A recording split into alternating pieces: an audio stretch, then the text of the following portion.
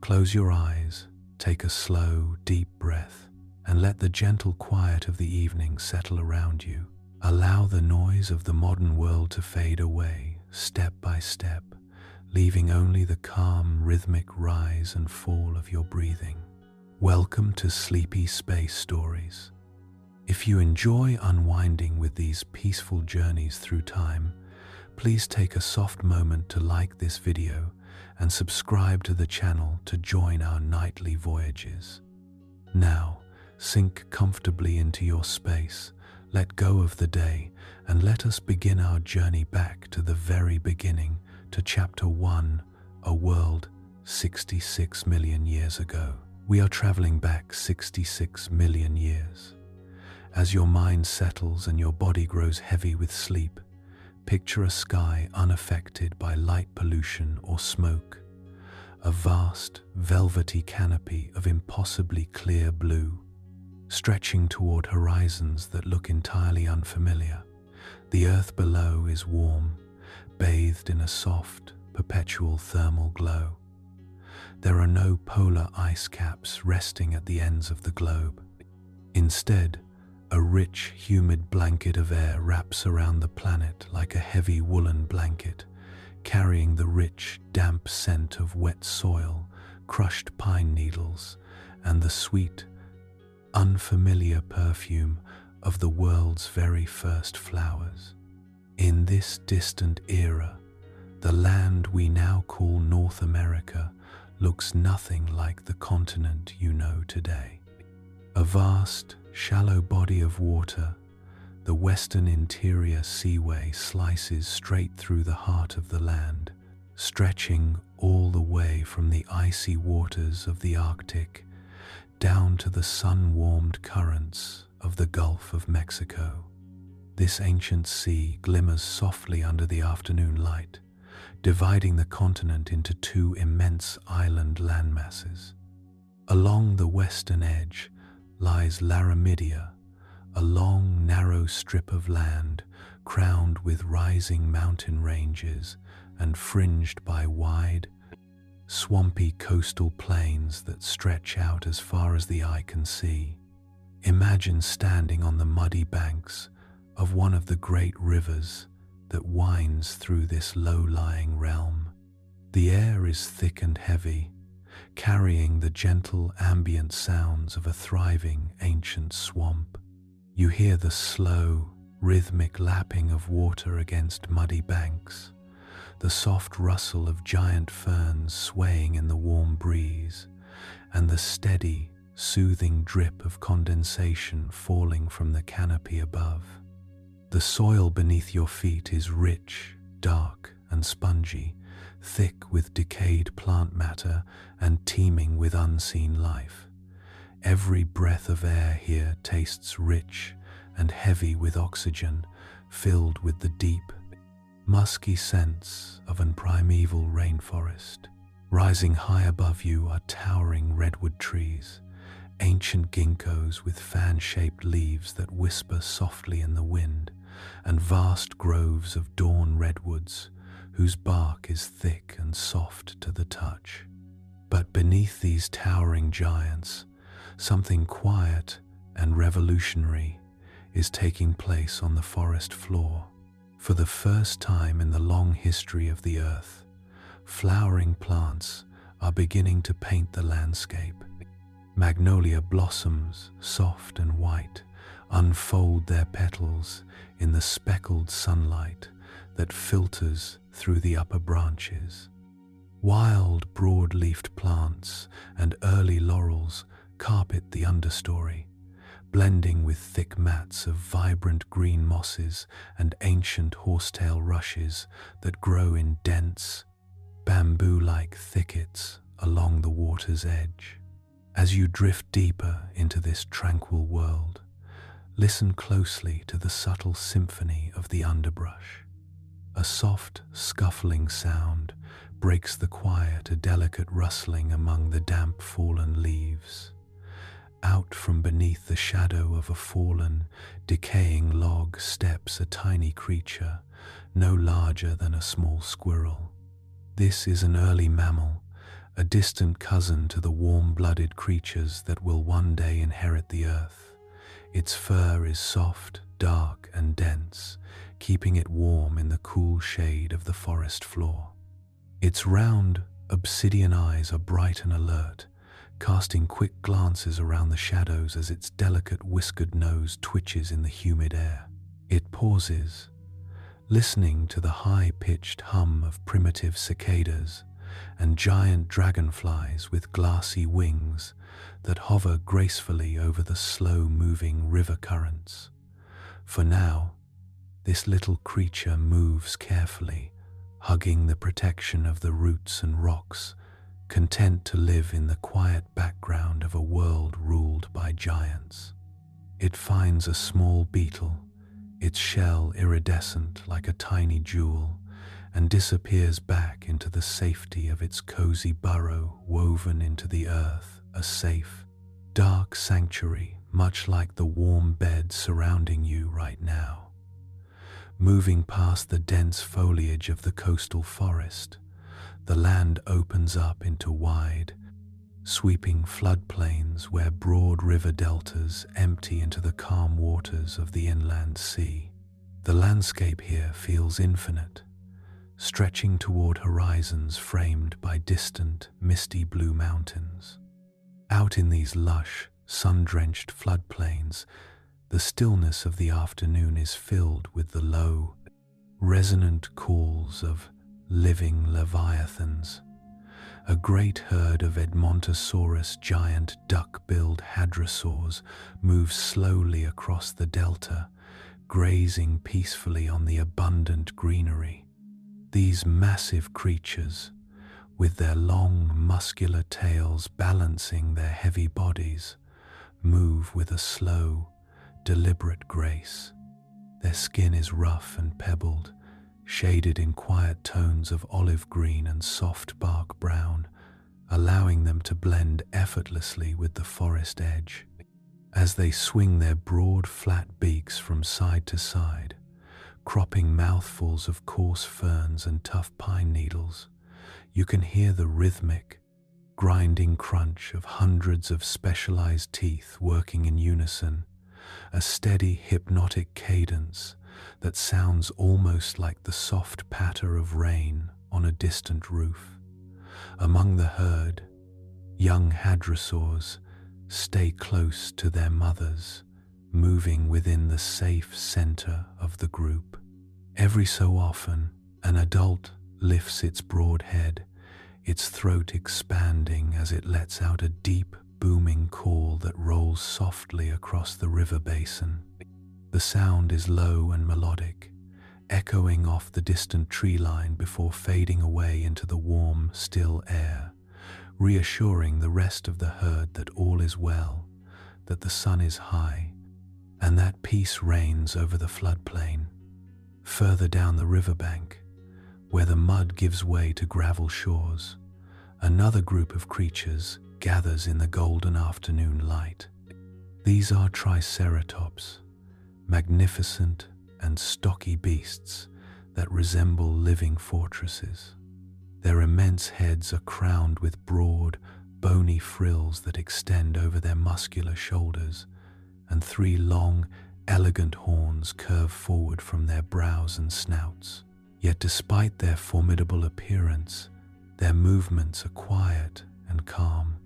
They lower their heavy heads to drink from the clear, slow-moving river, their thick, scaly jaws lapping up the cool water with gentle splashes.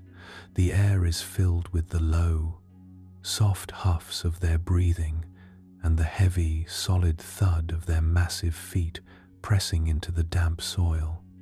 A young Triceratops, its small horns only beginning to sprout, nudges playfully against its mother's thick flank, seeking warmth and protection. The mother turns her massive head slowly, letting out a soft, low rumble, a sound of deep, instinctual comfort that vibrates gently through the very earth beneath them. High above this peaceful scene, the sky belongs to creatures of air and shadow. Quetzalcoatlus, A flying reptile with a wingspan as wide as a small airplane glides effortlessly on the warm thermal currents rising from the sun-baked earth. With long, slender wings that seem to hold the sky, it floats without a single flap, casting a long, fleeting shadow over the canopy below as it searches the coastlines for food. The wind whistles softly through its wing membranes, a faint, soothing sigh that merges with the gentle rustle of the trees below. As the afternoon light begins to soften, shifting from brilliant gold to deep amber and soft lavender, the atmosphere of the forest settles into a quiet, dreamy twilight. Long shadows stretch across the mossy ground, weaving between the thick trunks of the redwoods. The air cools just a fraction, bringing forth fresh scents of damp earth, night-blooming flowers, and rich river silt. You walk farther down the edge of the quiet tree line, where the dense forest meets the soft mud of the river valley. The world here feels slow, timeless, and vast. Every creature, from the tiny mammal tucked in its burrow to the giant herbivores resting in the high grass, is bound together in the delicate, ancient rhythm of a world at its peak. And then, in the middle of this peaceful landscape, you pause, sunk deep into the soft, dark mud at the river's edge is a massive depression, an imprint so broad and deep it could hold a bathtub full of water. The mud around its borders is freshly turned, still settling and glistening with trapped water. 3 immense, clawed toes are etched cleanly into the earth, pressing down with the weight of an unbelievable presence. A quiet hush falls over the surrounding forest. The insects seem to lower their hum. The birds in the high canopy settle into stillness, and the gentle wind holds its breath. There, just beyond the shadows of the ancient trees, where the foliage grows thick and dark, a heavy, deliberate rustle breaks the silence. The king of the Cretaceous is near, watching over his timeless kingdom. But for now, as the golden light fades into the deep indigo of night, the world slumbers on in ancient peace, wrapped in the quiet stillness of a day that existed millions of years ago. Chapter 2: The Body of a Predator. To truly understand the monarch of this primeval realm, we must discard the old, outdated myths carved into our collective imagination, the images of a sluggish, tail-dragging monster standing upright like a mechanical tripod. The real creature was far more fluid, far more elegant, and infinitely more awe-inspiring. Imagine standing in the damp, quiet shadows at the edge of the ancient redwood glade, where the mist settles low over the forest floor. The earth beneath your feet vibrates with a sudden, faint pulse, a rhythm so deep and low that you feel it in your chest before you ever hear it with your ears. Out of the green gloom emerges a masterpiece of natural engineering. The animal moves not with the clumsy weight of a lizard, but with the quiet, balanced precision of a giant bird. Its colossal body extends completely horizontally, parallel to the damp earth below. The massive head, suspended at the front of a thick, muscular neck, is held in perfect, counterweighted harmony by a heavy, tapering tail that stretches far out behind it.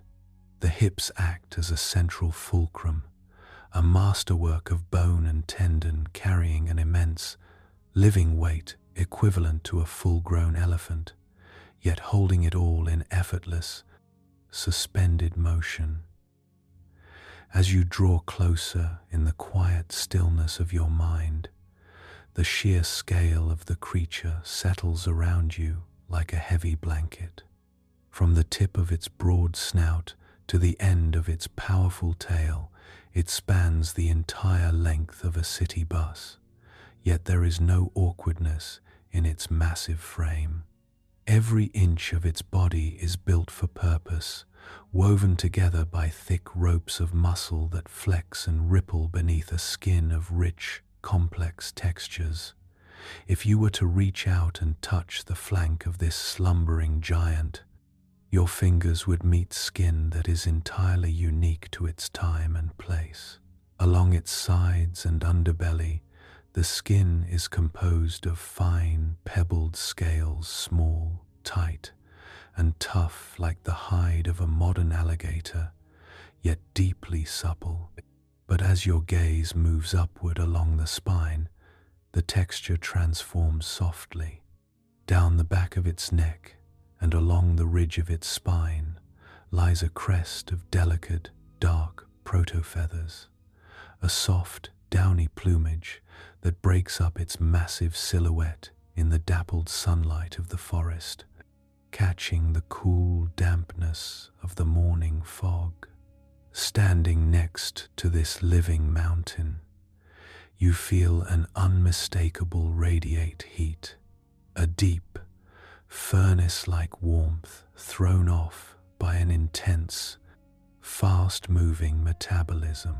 The air around the animal smells of wild, damp soil, crushed pine needles, and the musky, iron-rich scent of a supreme apex predator.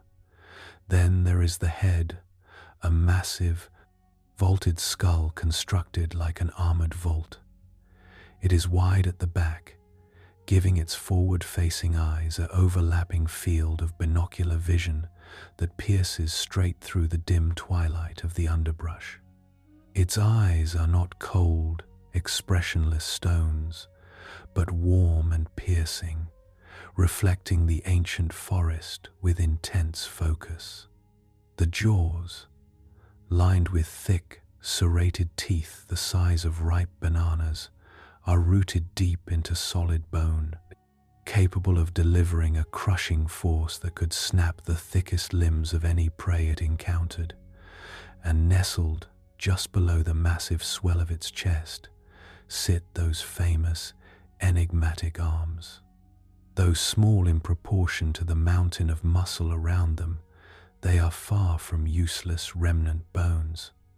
They are thick, corded with heavy muscle, and tipped with sharp, powerful claws built to grip and anchor with immense strength when the animal brought its terrifying jaws into play.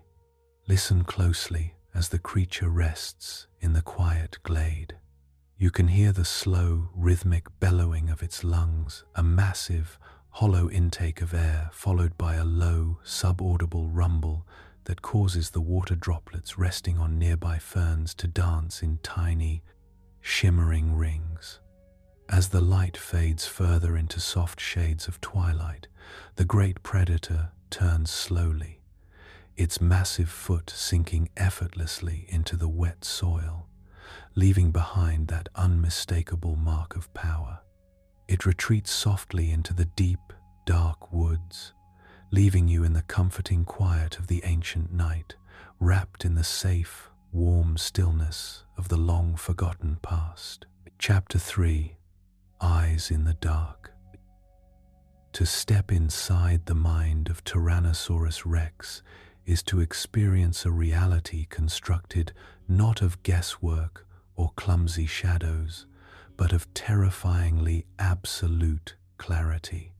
As you drift further into the stillness of the night, allow your awareness to shift away from your own body, away from the soft weight of your limbs and the quiet rise and fall of your chest, and slip into the vast, quiet sanctuary of a mind shaped by millions of years of evolutionary perfection.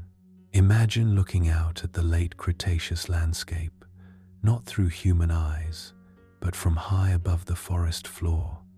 Encased within a vaulted skull built of thick, ancient bone. Here, high above the damp earth, the world reveals itself in a tapestry of detail so intense, so vibrant, that every leaf, every breath of wind, and every distant flicker of shadow becomes an active part of your consciousness. Most reptiles of the ancient world saw the earth in flat, fragmented slices. Their eyes were positioned on the sides of their heads, granting them wide horizons to search for approaching danger, but leaving them blind to depth, distance, and three-dimensional form. But as you turn your head through the misty canopy of 66 million years ago, your gaze locks straight forward. Your eyes are as large as softballs, set deep within heavy, armored sockets that angle forward with surgical precision. Because of the broad, tapering shape of your skull narrowing at the snout and flaring widely at the temples, the visual fields of both eyes overlap in a sweeping, unified cone of binocular vision. Where a modern eagle or hawk sees the world with incredible focus, your vision rivals and surpasses even theirs. To you, the world is not a passive backdrop. It is a three-dimensional tapestry mapped out with perfect, stereoscopic depth. You do not merely see a distant stand of conifers, you perceive the exact space between every branch, the subtle layering of needle upon needle, and the exact distance required to reach them. As the golden light of dusk fades into deep indigo, your large pupils dilate, drinking in the faintest glimmers of starlight and twilight.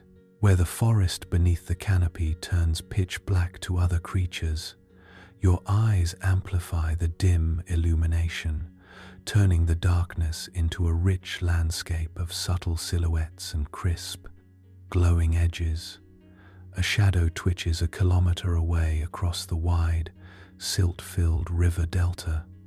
To a lesser creature, it is nothing, a meaningless flicker hidden in the dimness.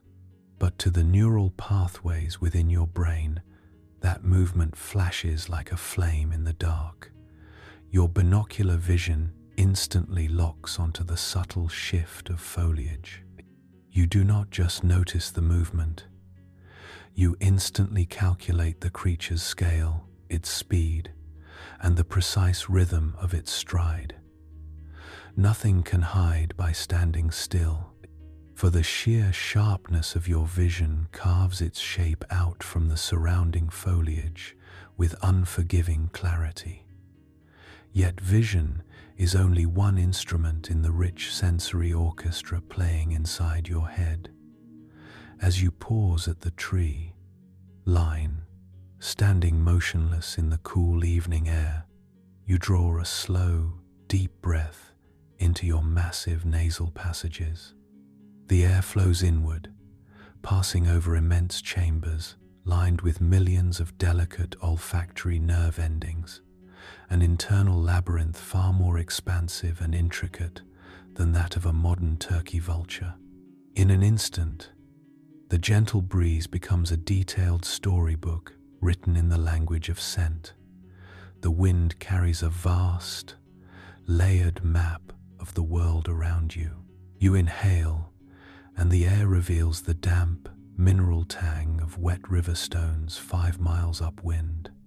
It carries the sweet, honeyed perfume of opening magnolia blossoms, the sharp turpentine scent of crushed pine needles, and the musky warmth of a sleeping herd of ceratopsians resting in a hollow 3 valleys away. To possess such a sense of smell is to live without secrets in the natural world. If a creature bleeds, even a few drops falling into the damp soil miles away, the iron-rich molecules float upon the air currents like glowing ribbons. Your brain traces these ribbons backward along the wind, carving a clear, undeniable trail through the dark. You can read the age of a track not merely by sight, but by the decaying intensity of the scent left behind in the mud. The world speaks to you through every breeze, whispering the locations of life, decay, water, and earth with absolute truth.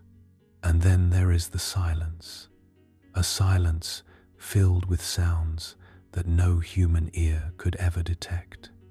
Beneath a soft whisper of the wind through the dawn redwoods lies a deep, rhythmic humming that travels not through the air, but through the earth itself.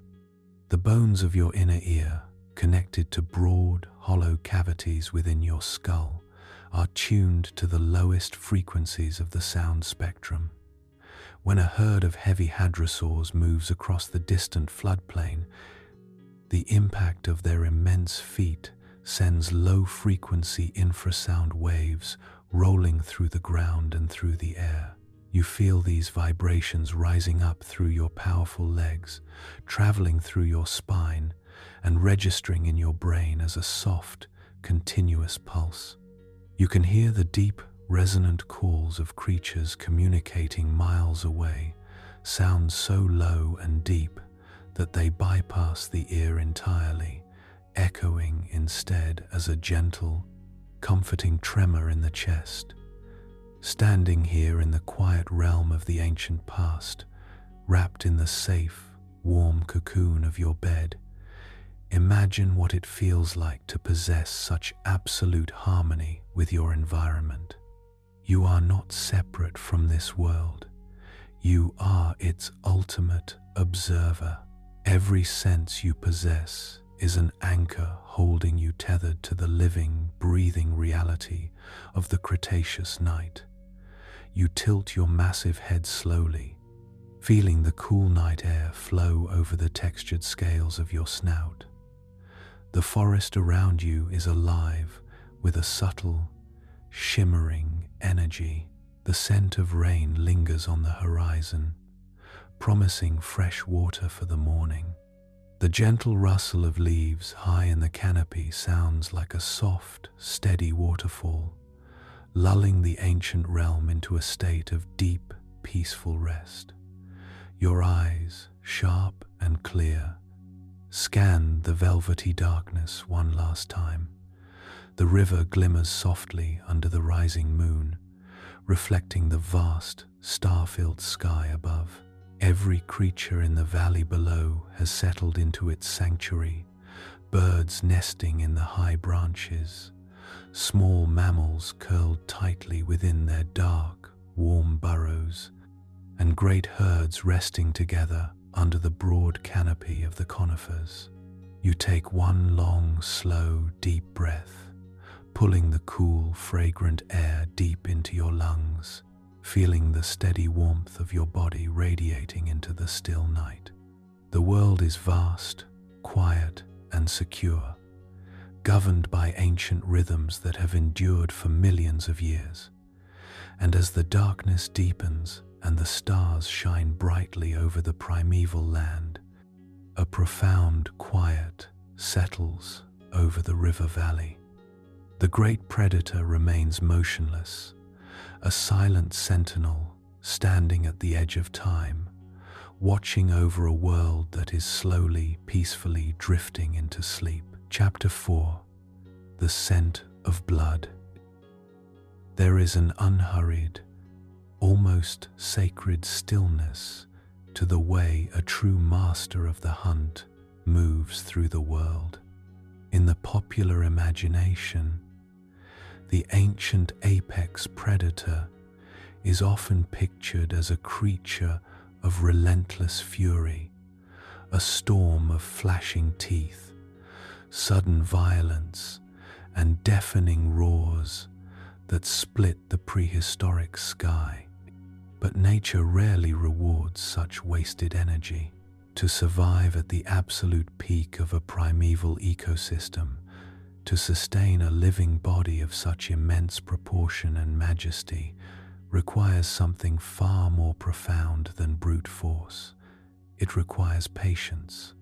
It requires a mind that can read the subtle, invisible threads of the wind and weave them into a silent, methodical path forward. Night has fully settled over the ancient floodplains of Laramidia. The sky above is a vast, ocean-deep vault of violet and indigo, studded with countless cold, brilliant stars that cast a soft, silvery sheen across the damp canopies of the dawn redwoods. Down on the forest floor, the air has grown thick and still. The oppressive heat of the afternoon has surrendered to a cool, heavy moisture that hangs low in the hollows, settling on the broad fronds of ancient ferns like tiny beads of liquid glass. In the deep gloom at the edge of the woodland, the great shadow remains motionless. To an outside observer, the creature might seem like nothing more than a moss-covered outcropping of dark, ancient rock, perfectly integrated into the quiet architecture of the forest. Its breathing is so slow, so deep, that its massive chest expands and contracts with the gentle, rhythmic cadence of a slow ocean swell. The air draws in through its cavernous nostrils, passing through an intricate, labyrinthine chamber of sensitive tissue before spilling back out into the night as a faint, warm vapor. Then, the wind changes. It is not a dramatic shift, just a soft, whisper-thin breeze that rolls down from the distant, mist-shrouded hills, drifting over the calm waters of the river delta and filtering through the dense weave of pine needles overhead.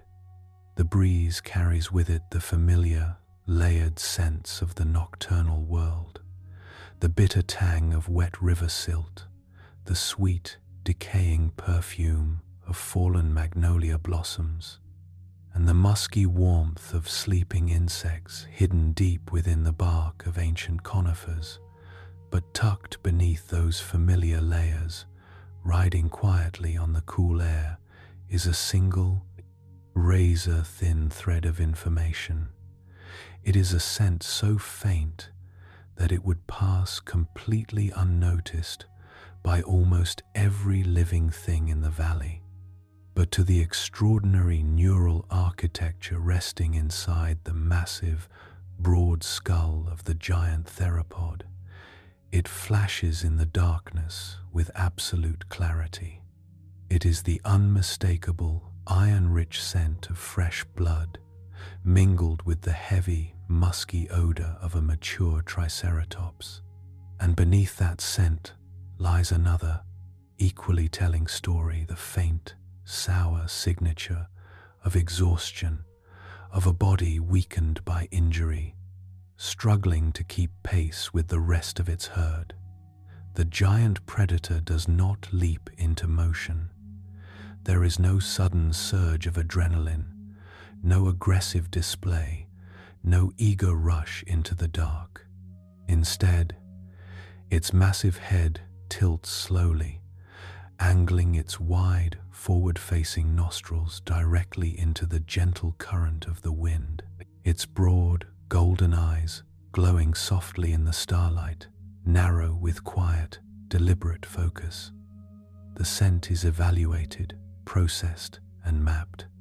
2 kilometers away, far beyond the reach of human sight or sound, across a landscape of winding river tributaries, muddy mudflats, and dense stands of timber, an injured titan is resting in the dark, entirely unaware that its presence has been registered by the ultimate sovereign of its world. Slowly, effortlessly, the great creature shifts its weight. Its massive hind legs, corded with thick, powerful bands of muscle, flex with silent precision. The heavy, tapering tail sways in a subtle counterbalance, and the king steps out from the shadows of the redwood grove. Its massive foot, broad and tipped with long, curved claws, lowers into the damp moss. The movement is remarkably light for an animal weighing 8 tons. The padded cushions beneath its toes absorb the impact, compressing the wet soil with a soft, squelching sigh that is swallowed instantly by the vast quiet of the night. Step by deliberate step, it begins its slow, inevitable journey across the primeval landscape. The predator moves with a fluid, bird-like posture, its long body held perfectly horizontal to the earth. There is a hypnotic rhythm to its stride, a measured, economical cadence that allows it to cover vast distances without wasting a single joule of precious energy. It is not in a hurry. It understands, with an ancient, instinctual intelligence, that time is its greatest ally. An injured animal grows weaker with every passing hour, its muscles stiffening in the cool night air, its senses dulled by pain and fatigue. The hunter has all the time in the world. As it leaves the shelter of the forest edge, the land opens up into a wide, sun-baked floodplain carved by ancient river channels. The ground here is treacherous, a maze of deep clay gullies, slippery mudbanks, and submerged gravel bars. Yet the giant moves through it with the effortless confidence of a creature that knows every contour of this earth. When it reaches the banks of a broad, slow-moving river channel, it pauses only briefly. The cool, dark water laps gently against its scaly shins as it steps into the stream. The current is swift, carrying the scent of mountain snows from hundreds of miles upriver, but the massive weight of the predator grounds it firmly against the rocky riverbed. It moves through the water with smooth, deliberate steps, disturbing the surface with only a quiet, rhythmic ripple. Small, primitive fish dart away from its path, their silver scales catching the starlight, while giant river turtles pull their heads into their shells, blending into the muddy bottom as the living mountain passes above them. Emerging on the opposite bank, the hunter stops in a patch of tall, bamboo-like horsetails. The wind rustles softly through the dense reeds, producing a dry, whispering sound that fills the night. The T-Rex lifts its head high above the stalks, inhaling deeply once again. The scent of blood is stronger now, richer and more defined. It is no longer just a faint suggestion on the breeze. It has become a clear, undeniable beacon cut straight through the dark. The predator can now read the subtle details of its prey's condition. It senses the ragged, shallow cadence of the herbivore's breathing. It smells the heat radiating from an open wound, likely sustained in a territorial clash with another horned rival, and the distinct scent of stress hormones coursing through the giant beast's blood. The track is fresh, and the distance between them is steadily shrinking. Yet, even now, as the distance closes to a single kilometer, the hunter maintains its calm, methodical pace. It is a masterclass in predatory efficiency. To charge blindly through the night would risk tripping in a hidden gully, breaking a bone on a slick river stone, or alerting the prey prematurely, forcing a desperate, dangerous confrontation. A healthy, fully grown Triceratops is a living fortress, armed with 3 lethal horns and a massive, bone-reinforced frill capable of turning aside the most devastating bites. Even a weakened individual commands immense respect. The key to a successful hunt lies not in reckless aggression, but in total stealth, positioning, and absolute surprise.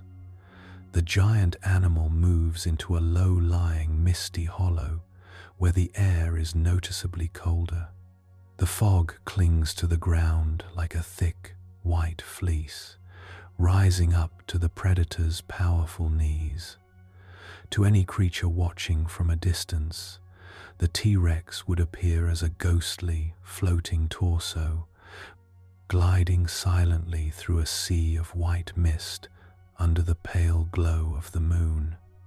It passes beneath the towering canopy of an ancient ginkgo forest. The fan-shaped leaves, heavy with dew, brush gently against its textured flanks, leaving streaks of cool moisture along its pebbled skin.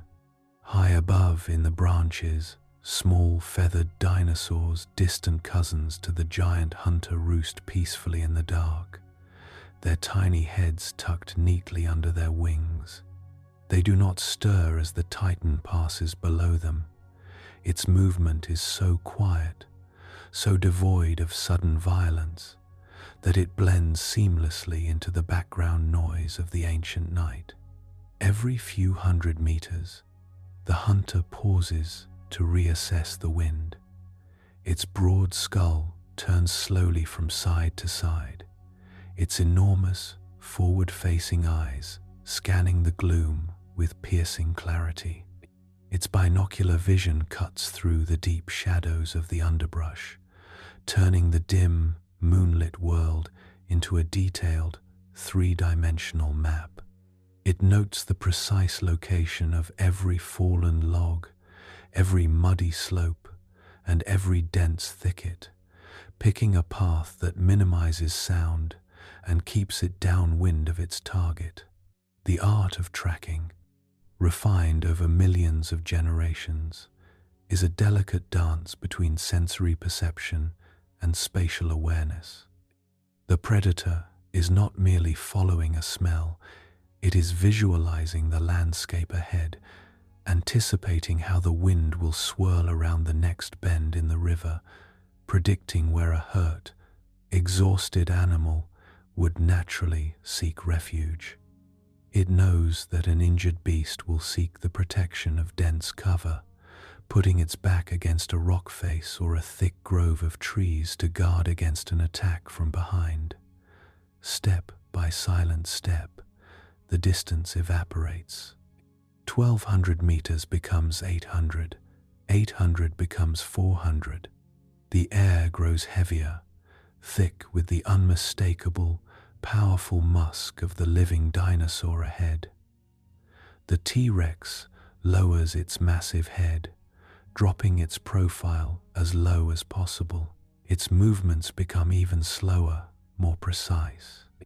Every placement of its massive feet is deliberate, testing the ground first to ensure no dry branch snaps beneath its immense weight, feeling for soft mud or damp moss that will swallow the sound of its footsteps. The long, heavy tail acts as a perfect counterweight, allowing the animal to shift its balance in mid-stride, adjusting its path with the grace and silence of a phantom. Up ahead, where the ancient conifer forest gives way to a wide, sun-cracked clearing near the base of a towering limestone cliff, the trees begin to thin. The pale moonlight streams down into the opening, illuminating a thick bed of crushed ferns and tall grass. The giant predator steps behind the broad, fibrous trunk of an ancient redwood, its massive body dissolving into the deep shadow cast by the tree. It halts completely. Its breathing slows to an almost imperceptible whisper. Its great heart beats with a slow, powerful rhythm, calm, focused, and entirely in control. Slowly, inches at a time, the massive, battle-scarred head leans out from behind the trunk. There, resting in the center of the moonlit clearing, bathed in the soft, silver glow of the Cretaceous night, lies the silhouette of the colossal Triceratops. Its massive, horned head is lowered to the earth, its heavy flanks rising and falling in deep, exhausted cycles. A dark, glistening stain marks its shoulder where the armor has been breached, and its breath comes in heavy, ragged huffs that condense in the cool night air. It is tired, it is hurting, and it believes it is entirely alone in the quiet sanctuary of the dark. The king stands motionless in the shadow of the redwood, its golden eyes fixed upon the resting giant, holding its breath as the trap is quietly, perfectly set. Chapter 5: How It Hunted. To understand how the ultimate predator of the ancient world secured its place at the apex of existence, one must look past the thunderous caricatures painted by modern cinema. The true nature of Tyrannosaurus rex was not defined by mindless, endless violence, nor by a perpetual state of frantic rage. Nature is far too frugal to support an apex predator that wastes its energy in chaotic pursuit. Instead, the hunting strategy of this ancient titan was built upon a foundation of calculated economy, deep patience, and an exquisite balance between active predation and opportunistic scavenging. In the modern world, we often draw a rigid line between the hunter and the scavenger. We imagine noble lions pursuing their prey across the open savanna, while vultures wait patiently in the high branches for the remnants of another's labor. But to the living world, that boundary is entirely artificial. A large carnivore in any era is, above all else, an opportunist. A modern lion will happily claim a carcass left behind by a leopard, or take advantage of an animal succumbed to age or injury, saving its energy and avoiding the inherent risks of a dangerous fight. The African hyena, long misunderstood as a mere consumer of scraps, is in truth one of the most effective active hunters on the continent. So it was, 66 million years ago, in the sprawling, river-carved plains of Laramidia. Tyrannosaurus rex occupied both roles seamlessly. With a sense of smell so acute that it could trace the faint scent of decay across miles of dense forest, it functioned as the supreme cleanup engine of its ecosystem. If a floating carcass drifted down the river, or if an elderly hadrosaur quietly passed away beneath the shade of the redwoods, the king would find it. In doing so, it sustained its massive frame without risking a single tooth or bone. But when the time came to hunt living prey, it brought to bear a suite of physical adaptations engineered for devastating efficiency. Standing behind the broad trunk of an ancient redwood in the moonlit clearing, watching the injured triceratops rest in the crushed ferns, the predator demonstrates the first and most critical phase of its strategy: complete, unwavering stillness. An animal weighing 8 tons cannot run down its prey over vast distances. It is not built for a long, grueling marathon across open ground. Its heavy, muscular frame and dense bone structure mean that every step requires significant energy. A prolonged chase through uneven terrain risks stumbles, joint strain, or total exhaustion. Therefore, the hunt is won or lost before the predator ever takes a step. It is won in the stillness of the ambush. The giant predator lowers its center of gravity, sinking deeper into the shadows of the tree line. Its mottled skin, a mosaic of earthy browns, forest greens, and soft, dark plumage along its spine, dissolves into the tangled backdrop of the ancient forest. It uses the natural contours of the land, the deep gullies, the thick groves of dawn redwoods, the low-hanging fog pooling in the river basins as camouflage. It understands wind direction instinctively, always positioning itself downwind so its target never catches the scent of danger. Patience in the natural world is a form of power. The T-Rex can remain motionless for hours, its breathing slowed to a barely audible whisper, its golden eyes watching every breath of its target.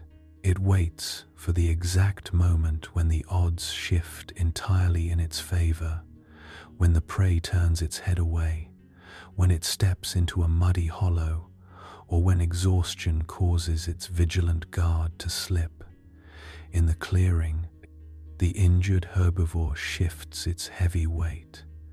It lets out a long, shuddering sigh, its massive horned head dropping toward the earth as fatigue finally takes hold. Its eyelids grow heavy, and its ears cease their nervous twitching. The moment has arrived. The transition from absolute stillness to explosive movement is a marvel of biological engineering. The T-Rex does not gradually accelerate. It explodes from a standing start, using the sheer kinetic energy stored in its massive hip girdle and colossal hind legs. The thick ropes of muscle along its thighs and calves contract simultaneously, driving its broad, clawed feet into the damp earth with immense force. For a brief, terrifying burst, the 8-ton giant reaches speeds of up to 20 kilometers per hour, a momentum so immense that the very ground trembles beneath its weight. It does not run with the fleet-footed lightness of a small raptor, but with the terrifying, unstoppable force of an avalanche downhill. The air around it is torn apart by its forward surge, the heavy tail swaying in precise, rhythmic arcs to balance the massive skull driving forward like an armored battering ram. From a distance, looking down upon the moonlit clearing, the event unfolds not as a chaotic spectacle, but as a moment of profound, terrible, natural precision. The prey hears the sudden, deep thud of feet against earth only a fraction of a second before the shadow looms over it. There is no time to turn, no time to lower its 3 lethal horns into a defensive stance, no time to rally its formidable strength. The apex predator does not strike with its feet or attempt to leap onto the back of its prey like a big cat. Its primary weapon, its only weapon, is its colossal head. The jaws open wide, revealing rows of thick, serrated teeth designed not to slice soft flesh, but to shatter solid bone. The strike is swift, clean, and delivered with surgical accuracy. The jaws clamp down upon the neck and shoulder of the herbivore with a bite force measured in thousands of pounds, a crushing pressure unmatched by any terrestrial animal before or since. The heavy, bone-crushing teeth drive deep into muscle and armor, locking the prey in a vice from which there is no escape. There is a brief, heavy struggle, a sudden shifting of massive weights in the crushed ferns, and then the quiet returns to the valley. The entire encounter lasts only a few seconds. It is over almost before the sleeping birds in the high canopy have time to take flight. The giant hunter releases its grip and steps back into the cool night air. Its chest rises and falls in deep, steady rhythms as its body recovers from the short, intense burst of exertion. There is no triumph in its stance, no pride, no malice. This was not an act of cruelty. It was the quiet fulfillment of an ancient ecological contract. The predator was built for this exact moment. Every bone, every muscle, every nerve refined over millions of years to ensure the flow of life and energy through the Cretaceous world remained in perfect equilibrium. As the moonlight continues its slow arc across the sky, painting the floodplain in shades of silver and ash, the great predator rests in the quiet meadow. The mist curls softly around its powerful legs, catching the starlight in shimmering droplets. High above, the ancient redwoods sway gently in the night breeze, whispering their eternal lullaby over a land that has known peace for 66 million years. The valley sleeps, the river flows silently toward the distant sea, and the king of the Cretaceous stands watch over the tranquil, timeless night. Chapter 6. The Bone-Crushing Bite. Imagine the quiet warmth of your room fading into the cool, still air of an ancient world. The dark around you is heavy, soft, and comforting, holding you in a gentle embrace as your breathing slows to a deep, rhythmic pace. Every muscle in your body relaxes, releasing the tension of the modern day, drifting back through time into the deep, dark night of the late Cretaceous. Here, under the quiet canopy of the primeval forest, the air is thick with the scent of damp moss, rich soil, and pine. The river whispers softly in the distance, a slow and steady stream flowing toward an endless sea. And resting in the shadowed clearing, bathed in the silver glow of the moon, is the undisputed king of this forgotten realm. In the previous moments of this quiet night, we witnessed the silent approach and the swift, terrifying precision of the hunt. But as the echoes of the strike settle into the damp soil, and the forest returns to its tranquil murmur, we are invited to look closer to meditate upon the single most extraordinary biological marvel the land has ever known.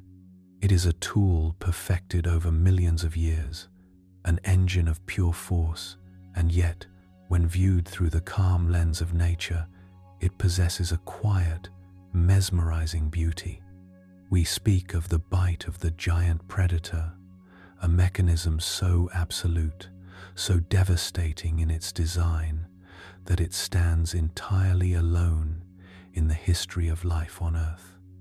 To understand this marvel, we must free our minds from the simple images of modern carnivores. When we think of predators today, we picture the razor-thin, slicing blades of a shark, or the delicate, tearing fangs of a big cat. These are weapons designed to cut through soft tissue, to sever and slice with minimal resistance. But the king of the Cretaceous was built for a far more formidable task.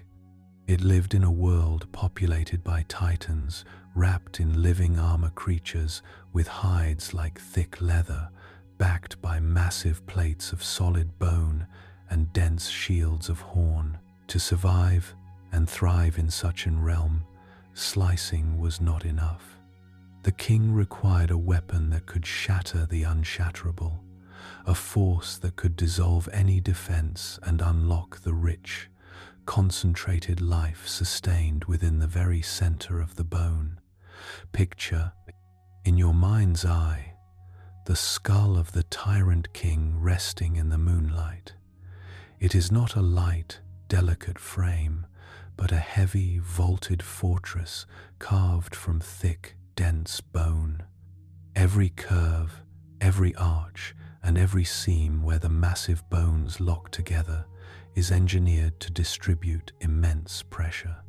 When the great muscles along the temples contract, they do not merely close the jaws, they initiate a cascading event of pure mechanical perfection. The force generated within these jaws reached far beyond anything seen on land before or since. It was a crushing power equivalent to the weight of multiple heavy vehicles pressing down upon a single solitary point. Yet, force alone is nothing without the proper instrument to deliver it. Look closely at the teeth that line those massive, arched jaws. They do not resemble the thin, double-edged daggers of smaller predatory dinosaurs. Instead, they are massive, conical spikes, thick and rounded at the base, tapering to a heavy, serrated point. They are built like railroad spikes, anchored deep into deep sockets of solid jawbone. Each tooth is designed not to slice through flesh like a knife, but to puncture, compress, and pulverize. The thick enamel is woven in complex, microscopic patterns, preventing the tooth from snapping even when driving directly into the thickest, hardest leg bone of a giant herbivore. As the great predator begins to feed in the quiet meadow, the sound that rises into the cool night air is not one of frantic tearing, but a deep, rhythmic, and meditative crunching. It is a slow, methodical process. The giant head lowers, the jaws open wide, and with a single, deliberate press, the teeth sink through hide, through muscle, and strike the solid bone beneath. There is a moment of intense, built-up pressure, followed by a resonant, hollow crack that echoes softly through the misty glade, a sound like a heavy branch snapping in a winter frost. The jaws do not slip or deflect. They crush. The solid bone shatters beneath the tremendous compression, breaking into manageable fragments that are swallowed whole along with the meat. Where other carnivores leave behind the skeletal frame of their prey, stripped of soft flesh but holding its richest nutrients locked away within, the tyrant king consumes the whole. It is a complete and absolute utilization of life. Inside the core of those heavy bones lies the bone marrow, a rich, dense sanctuary of fat, iron, and deep nourishment that no other creature in the forest can access. To the king, a skeleton is not a waste or a barrier. It is a feast, locked away in a box of stone, waiting for the only key powerful enough to turn the lock. There is a profound, almost hypnotic poetry in this design. Nature does not waste energy on unnecessary cruelty, nor does it craft such immense power for mere destruction. This bone-crushing bite was the ultimate expression of ecological efficiency. By consuming the bone along with the flesh, the king drew every single drop of energy from its hunt, leaving nothing behind to spoil or go to waste. Its internal furnace was so intense, its digestive system so powerful, that even the sharpest fragments of pulverized bone were dissolved, digested, and transformed into the very heat and muscle that powered its next step through the ancient forest. Listen to the calm, steady rhythm of the night as the giant finishes its meal. The forest is peaceful now. The cool breeze rolls through the high canopy of the dawn redwoods, carrying the fresh scent of rain across the river valley. The great predator lifts its heavy head, its dark, textured snout glistening in the moonlight. It takes a slow, deep breath, pulling the cool night air into its massive chest.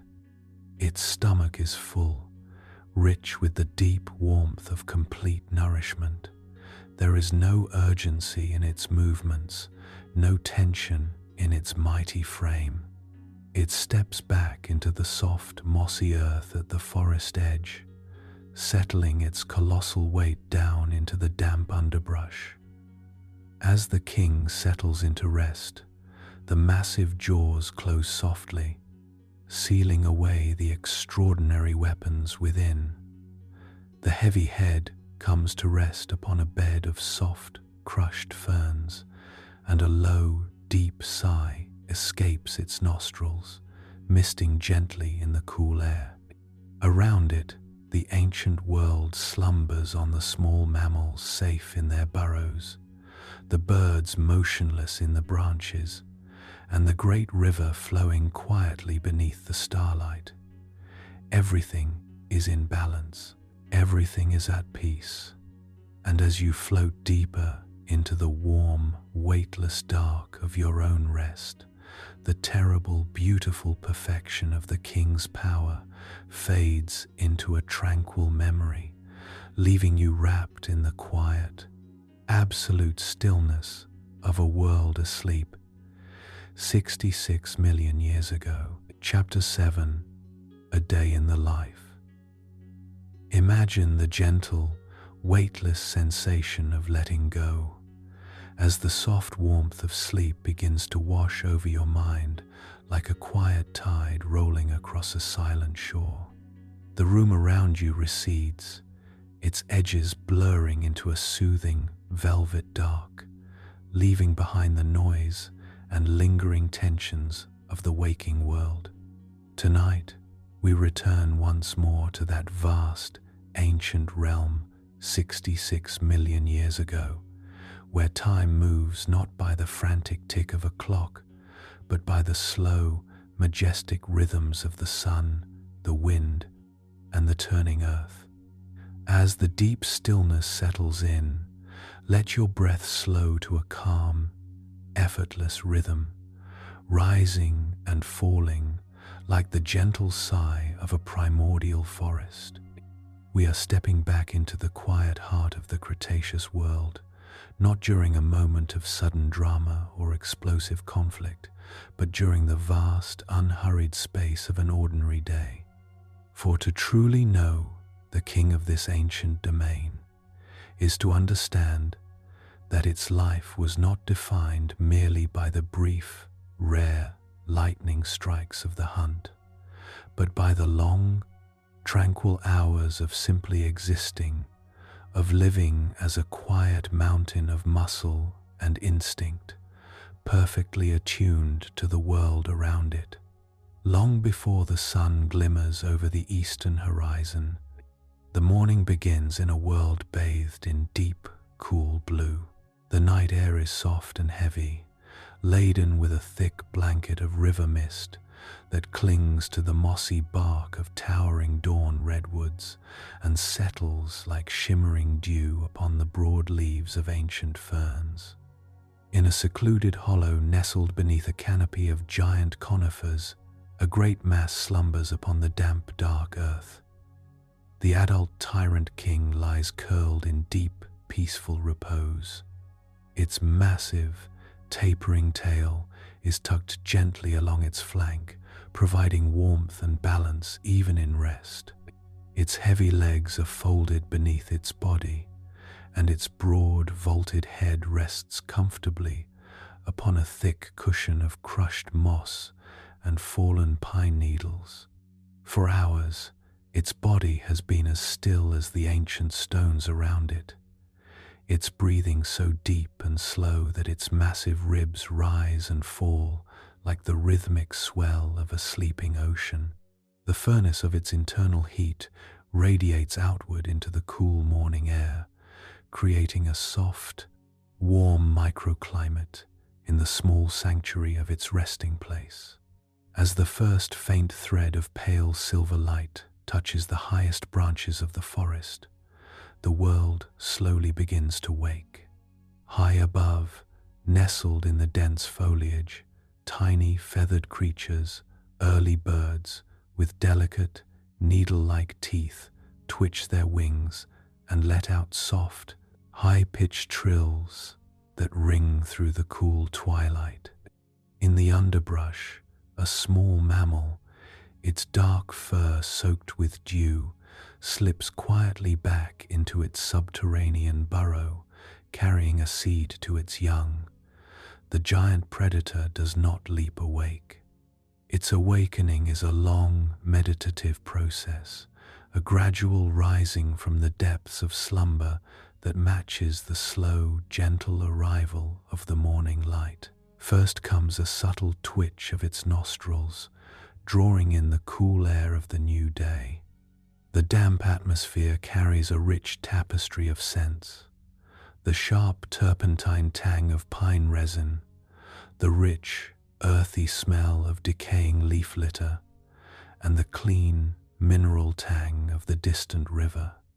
Then, a long, deep inhalation expands its chest to its absolute limit, followed by a heavy, warm sigh that exhales a soft plume of mist into the fading shadow of the grove. Slowly, one large, golden eye opens.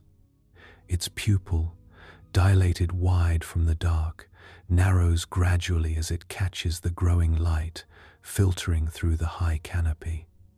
There is no fear in those eyes, no sudden alarm, no anxious scanning for hidden dangers. An apex predator wakes with the absolute serenity of a creature that has no rivals within its domain. It lies still for a long while, simply listening to the forest awaken around it, the gentle drip of dew falling from leaf to leaf, the soft rustle of the morning breeze moving through the redwoods, and the distant, hollow calls of duck-billed dinosaurs echoing down the river valley. At last, the giant begins to move. With a slow, deliberate shift of its massive frame, it lifts its great head from the earth. The thick muscles of its neck flex smoothly, shaking off the stillness of the night. It shifts its weight onto its knees, pushing up with its powerful hind legs in a fluid, balanced motion that brings its 8-ton body effortlessly to its feet. It stands tall in the dim light, stretching its immense spine. The long tail sways in a broad, gentle arc, counterbalancing the heavy skull as the animal takes its first steps of the day. The morning walk toward the river is slow and unhurried. The giant moves with a soft, padded cadence that belies its immense size. The wide, cushioned pads on the soles of its feet absorb the impact of every step, pressing into the soft forest soil with a quiet, squelching rhythm. It steps over fallen logs and maneuvers through thickets of broad-leafed plants with an instinctual grace, leaving deep, three-toed imprints in the damp earth that instantly fill with cool water. As the trees begin to part, the river delta comes into view, bathed in the soft, golden glow of the morning sun. The broad, shallow water glimmers like molten glass, reflecting the pink and orange clouds that drift lazily across the vast Cretaceous sky.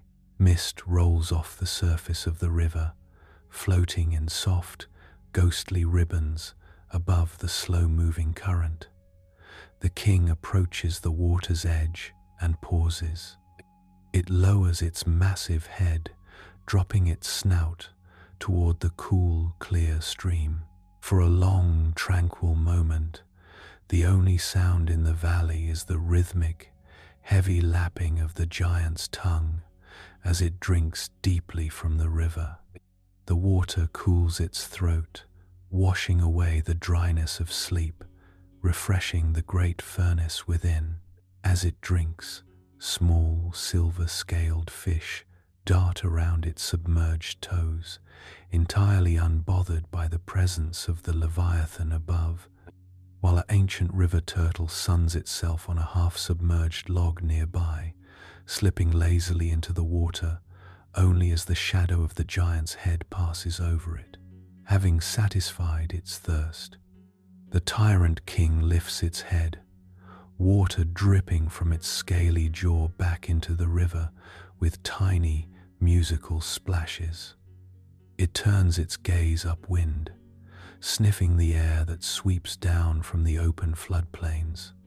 Today is not a day for the hunt. The heavy meal consumed 2 nights ago still digests slowly within its warm belly, providing a steady, continuous stream of energy that keeps the animal satisfied and content.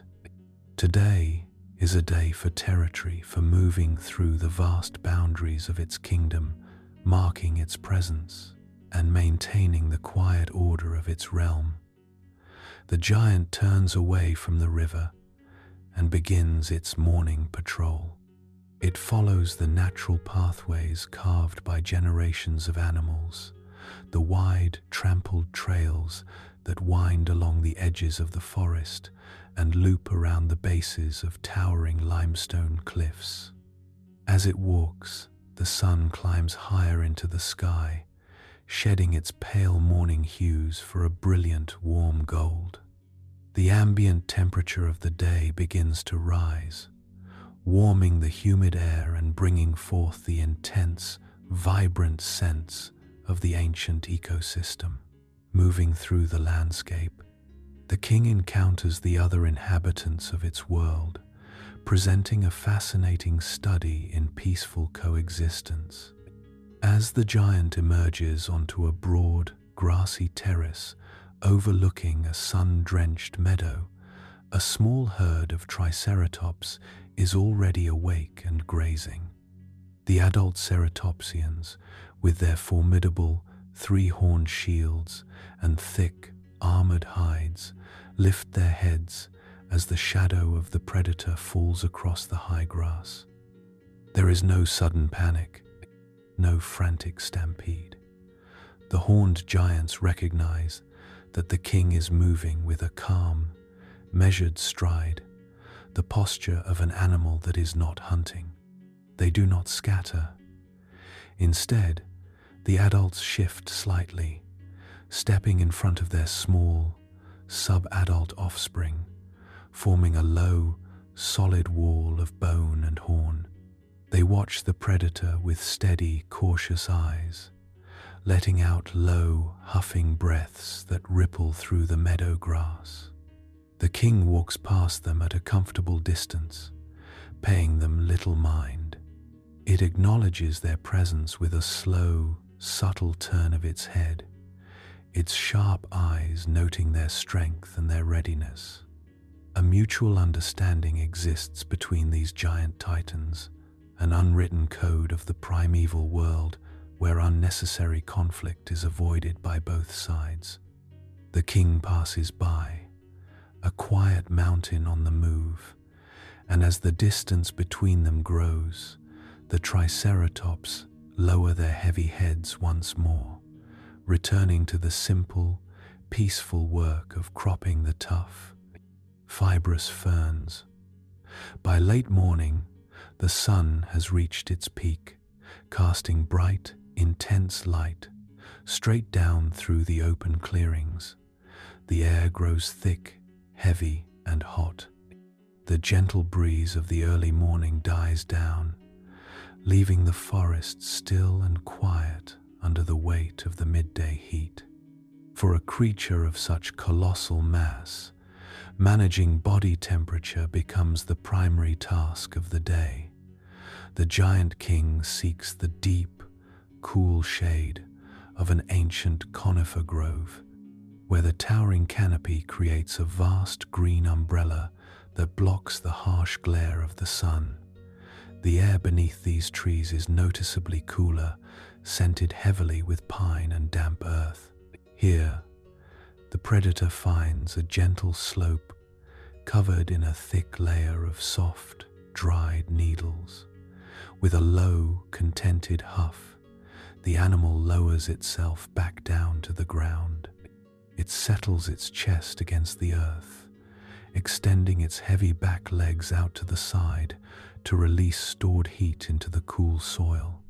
It rests its jaw upon the mossy ground, allowing its eyes to half close into a peaceful, drowsy state. This midday rest is not a deep sleep, but a state of heightened, serene awareness. The giant lies in the shade for hours, watching the subtle life of the forest play out around it.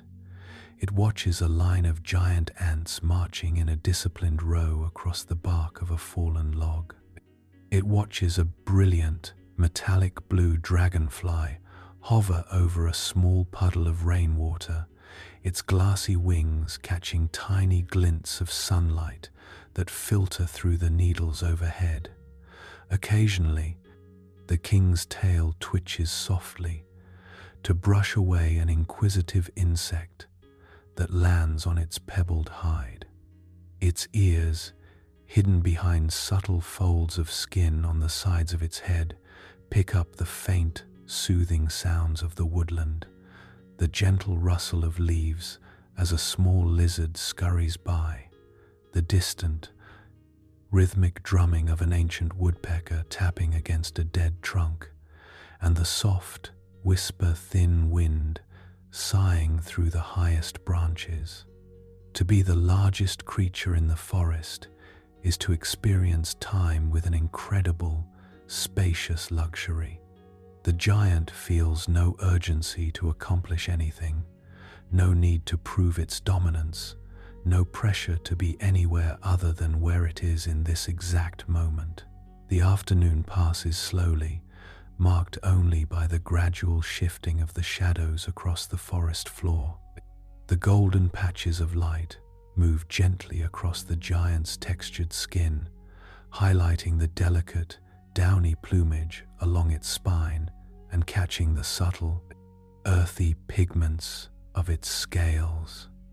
As the sun begins its long, slow descent toward the western horizon, the intense heat of the afternoon yields to a soft, golden warmth.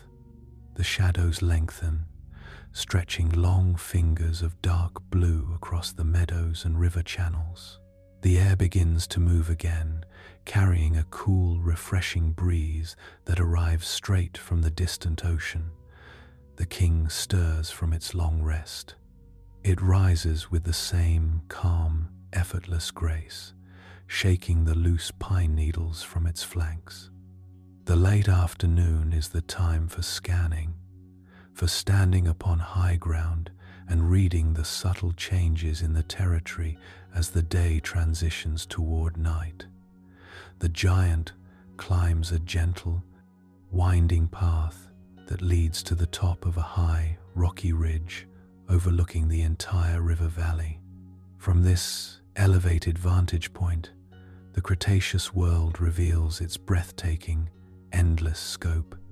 The western interior seaway glimmers in the distance, a vast silver band of water catching the last brilliant rays of the setting sun. Below, the river delta spreads out like a lush, emerald green carpet, crisscrossed by shimmering channels that glow like threads of liquid gold. Standing atop the ridge, silhouetted against the vibrant orange and deep purple sky, the Titan King stands as a solitary sentinel. The rising evening wind catches its snout, bringing a flood of fresh information from miles away. It inhales deeply, reading the stories carried on the air currents. It smells the distant scent of rain building over the mountains to the west. It detects the cool, salty tang of the sea. It senses the movement of a great herd of duck-billed hadrosaurs making their way down to the water for their evening drink, their low, trumpet-like calls rising softly through the still air. The predator stands motionless on the peak for a long, quiet hour, simply taking in the beauty and scale of its realm. It is a moment of pure, majestic existence, a living monument to a world untouched, wild, and complete. The golden light washes over its broad frame, accentuating every chord of muscle, every ridge of bone, and the deep, battle-scarred texture of its snout. As the sun finally sinks below the horizon, painting the sky in deep shades of indigo, plum, and soft rose, the temperature drops rapidly. The golden light fades into the gentle, dreamy twilight that signals the end of another day in the deep past. The first stars begin to appear, sparkling with incredible clarity in the vast, unpolluted sky above. The king turns slowly and begins its quiet descent from the ridge, heading back toward the sheltered hollow where it began its day. The forest is settling into its nighttime rhythm. The daytime birds have quieted, replaced by the soft, ghostly hooting of primitive nocturnal creatures and the steady, soothing chirp of tree crickets hidden in the bark. Reaching its sanctuary beneath the ancient redwoods, the giant walks to the center of the soft, mossy clearing. The ground here still retains a subtle remnant of the day's warmth, holding it like a gentle comfort against the gathering chill of the night. The king turns in a slow circle, settling the ground beneath it, before lowering its massive body onto the damp earth one last time. It pulls its heavy legs close, rests its long tail along its side, and lets its massive, weary head sink deep into the soft cushion of moss. A long, heavy sigh escapes its nostrils, a sound of profound, absolute contentment that echoes softly through the darkening trees. Its massive chest settles into a slow, steady rhythm, rising and falling in perfect harmony with the night wind. Chapter 8. The Young Rex. Long before the king grew into an 8-ton mountain of bone and muscle, it experienced the world through a very different pair of eyes. Imagine looking out into the primeval forest from a body that is sleek, light, and lithe. A juvenile Tyrannosaurus rex was not simply a miniature version of its parents, it was a completely different creature, transformed by the marvelous blueprint of evolution to occupy an entirely separate world. Picture this young hunter, standing no taller than a tall person, resting in the dappled shade beneath a canopy of lush, broad-leafed ferns. Where the adult is massive and broad, built for patient ambushes and unstoppable force, the teenager is slender, legged like a marathon runner, and covered in a soft, dense coat of downy proto-feathers that catch the cool morning breeze. Its long, elegant tail acts as a delicate balance rod, allowing it to pivot and turn with the nimble grace of a modern bird of prey. Its snout is long and narrow, filled not with heavy bone-crushing spikes, but with fine, blade-like teeth meant for swift, precise strikes against agile, fleet-footed prey. In the quiet understory of the redwood forest, the young hunter is learning the delicate, difficult art of survival. The world seen from this smaller vantage point is vast, mysterious, and often intimidating. Every shadow could conceal a larger predator, and every hunt is a lesson bought through patience, persistence, and frequent failure. Watch as the young T-Rex pauses at the edge of a sunlit clearing, its golden eyes tracking a small, feathered mammal darting between the mossy roots of an ancient conifer. The teenager lowers its body, tucking its elbows close, attempting to mimic the silent, invisible stillness of the adults. But youth is full of uncalibrated energy. As it steps forward, a dry pine needle snaps beneath its foot with a faint crunch. In an instant, the tiny creature vanishes into the dark safety of its burrow, leaving the young hunter standing alone in the clearing, tilting its head in quiet, bewildered frustration. These early failures are not wasted. They are the gentle, necessary stepping stones of growth. The young animal learns how the wind carries its scent, how to move its body without disturbing the low-hanging ferns, and how to read the subtle movements of the forest floor.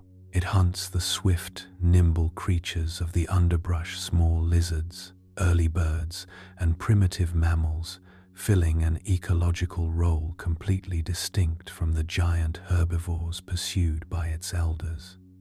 In this way, the young and the old do not compete.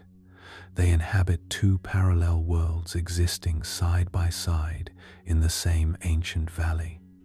Yet beneath this period of light, bird-like agility, lies the astonishing, restless power of rapid transformation.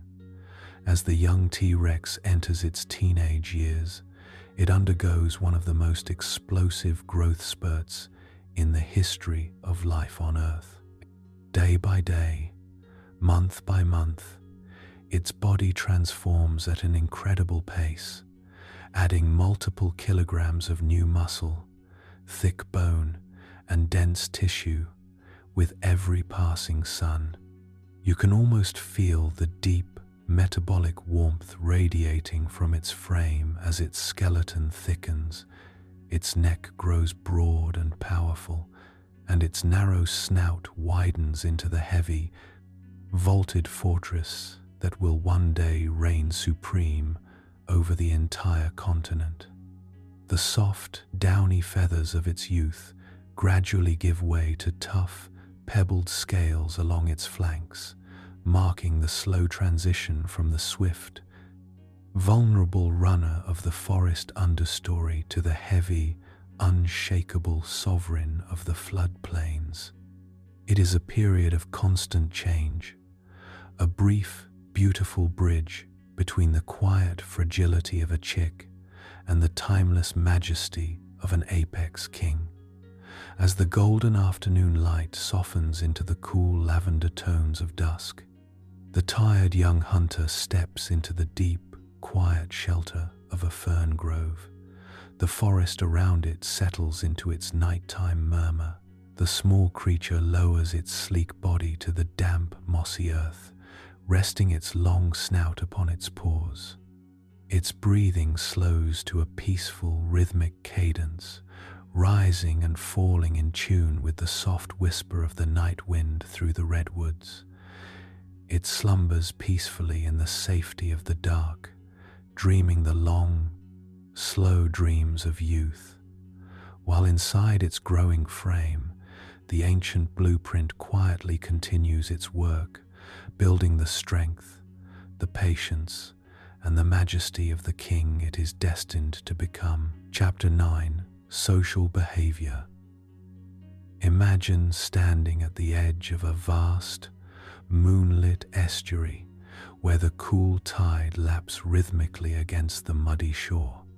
In the soft clay before you, preserved in petrified earth, lie parallel trackways, immense footprints of different sizes, struck into the ground at the exact same moment millions of years ago. They tell the silent story of a group moving in unison, not a frantic scattering, but a calm, deliberate journey side by side through the ancient night. To witness two adult tyrant kings in the same space is to observe a delicate, unspoken dance of immense power and mutual respect. Communication between these giants was rarely a deafening roar. Instead, it was a language of subtle postures, gentle shifts in weight, and deep, sub-audible rumbles that vibrated softly through the soil.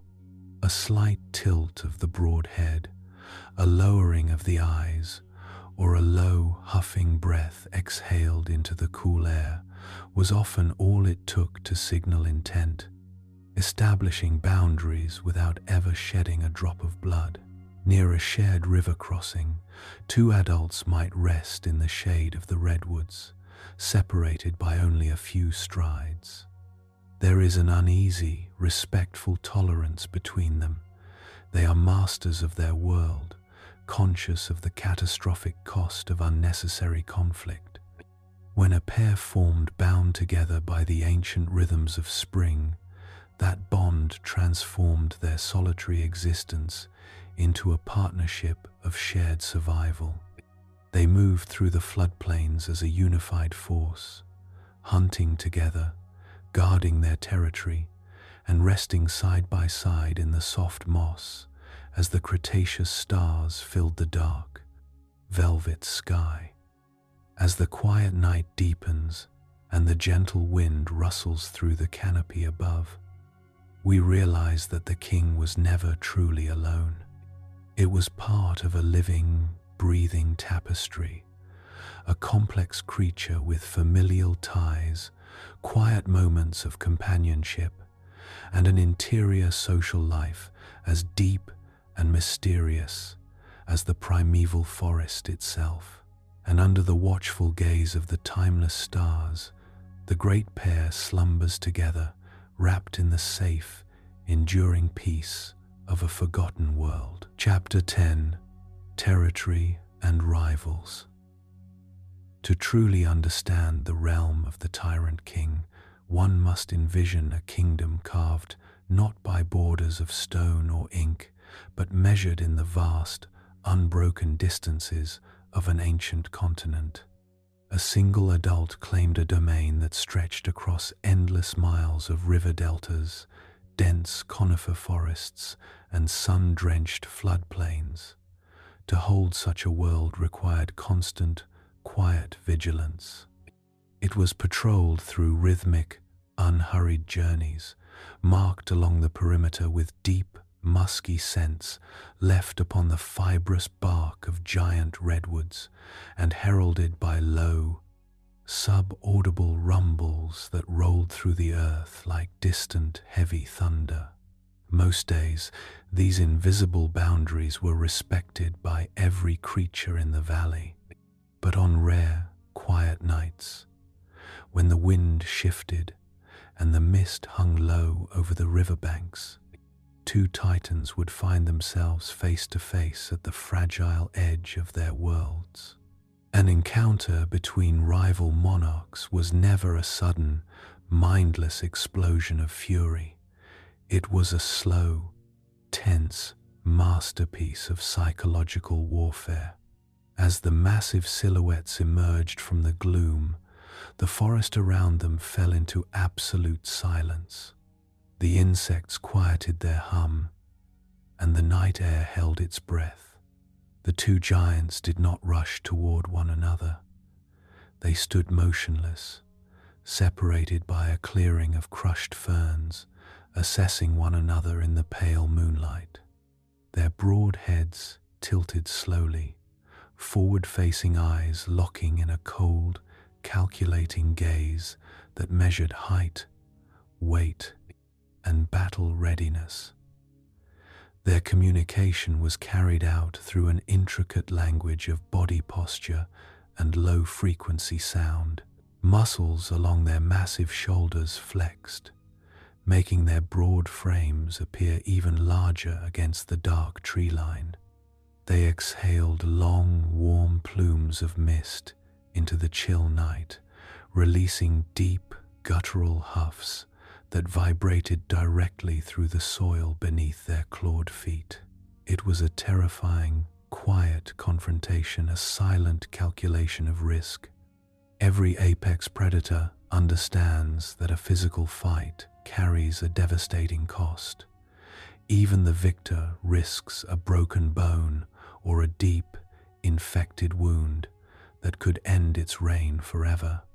The fossilized bones preserved in the deep earth tell this exact story, bearing the smooth, rounded scars of healed bite marks on skulls and jaws, silent proof of ancient clashes that were survived, remembered, and learned from.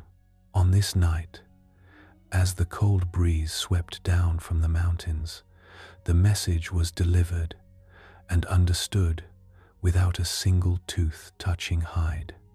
The intruding titan slowly shifted its heavy weight, stepping back into the deep shadows from which it came. It turned with deliberate, unhurried grace, retreating into the foggy woods, leaving its rival standing tall and unbroken in the center of the clearing. No blood was shed, no sound broke the peaceful night, Yet the invisible lines of the world were redrawn in absolute silence. As the retreating footsteps faded into the distant trees, the victorious king took a long, deep breath of the damp night air, maintaining its quiet vigil over a peaceful, undisturbed kingdom as the stars drifted slowly across the velvet sky. Chapter 11. Aging and Death. Imagine the passage of decades, measured not in the turn of a clock, but in the slow, relentless wearing down of bone and muscle against the earth.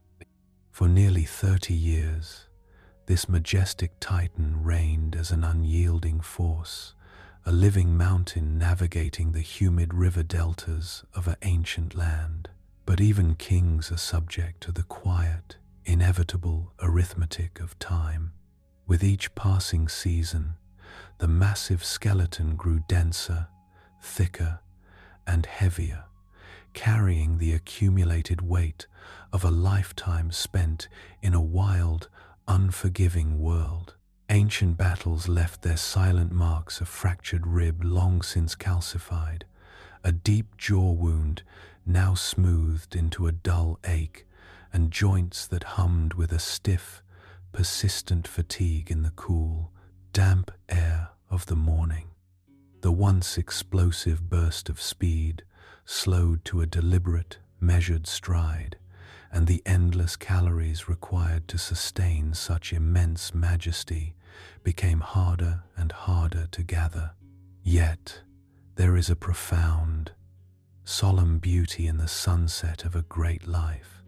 In its final days, the old monarch moves with a gentle, patient dignity through the shadowed groves of redwoods it has known for a lifetime.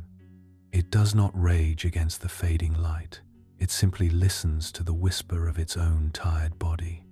Step by deliberate step, it makes its way down to a quiet, shallow riverbed where the cool, clear water glides smoothly over soft gravel and rich, dark silt. The giant lowers its heavy frame to the earth one last time, resting its broad, battle-scarred head upon a soft bed of water-smooth stones and river moss. The heavy chest expands, pulling in a final, long breath of damp pine, sweet magnolia blossoms, and river air, before letting it out in a slow, peaceful sigh that dissolves into the quiet afternoon. As the Cretaceous sun sets, bathing the vast sky in soft hues of lavender and amber, the great heartbeat slows and finally comes to rest. The river flows gently around the fallen king, a timeless lullaby carrying it softly into the dark. In death, there is no tragedy, only a quiet return. Over time, the earth wraps the ancient titan in a gentle, muddy shroud, accepting every bone and scale back into the cradle of life, preserving its memory deep within the stone. And as the night deepens, the vast forest remains still, wrapped in a profound, unbroken quiet beneath the eternal stars. Chapter 12. Last of the Kings. Over 2.5 million years, more than 2 billion individual kingly souls walked this vast, sun-drenched earth, each living a full, magnificent life under a sky that had no concept of its own ending. Generation after generation was born into the humid forest, drank from the slow-moving rivers, and rested beneath the ancient redwoods, bound to the timeless, gentle rhythms of a world at its absolute peak.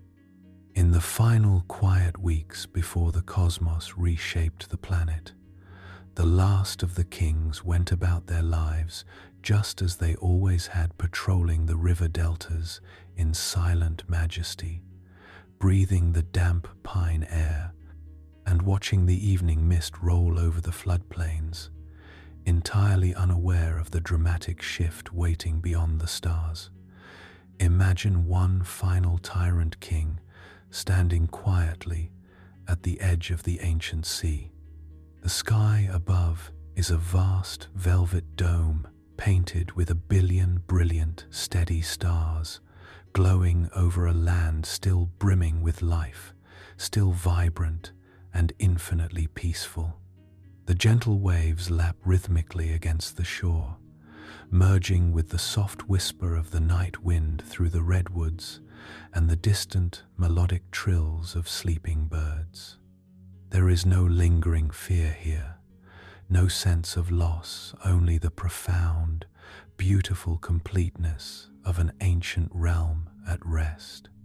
The great predator takes one last, slow, deep breath, settles its heavy frame into the soft, warm moss, and closes its eyes.